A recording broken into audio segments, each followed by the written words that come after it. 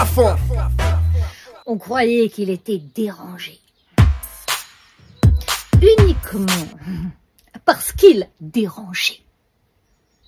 Et il dérangeait parce qu'il ne voulait pas cirer les pompes d'un monde qui ne savait rien faire d'autre que cirer des pompes. Il a fini par n'avoir rien à cirer de rien. Et par rêver de couper tout lien avec ce qui convient. On croyait qu'il était ravagé, physiquement et psychologiquement, marqué par des épreuves, par celles qu'il subit, mais surtout par celles qu'il provoque. C'était sa façon de se démarquer, de devenir une entité remarquable, qui prouve qu'on ne peut pas être à la fois maître et esclave de son destin.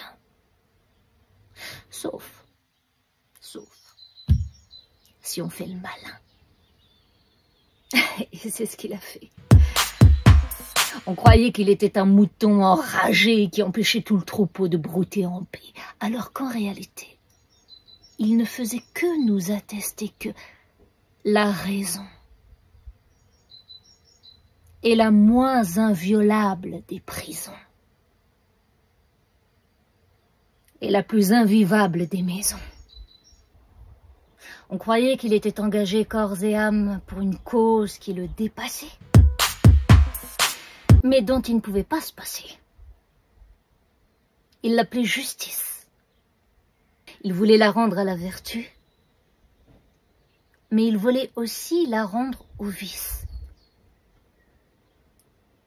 Donc merci Cafon de nous avoir appris qu'on ne peut pas rapper sans déraper, ni vivre sans se tromper. Qu'Allah te pardonne la larme que je vais verser pour toi. Hamzaoui Madamine. Cafon.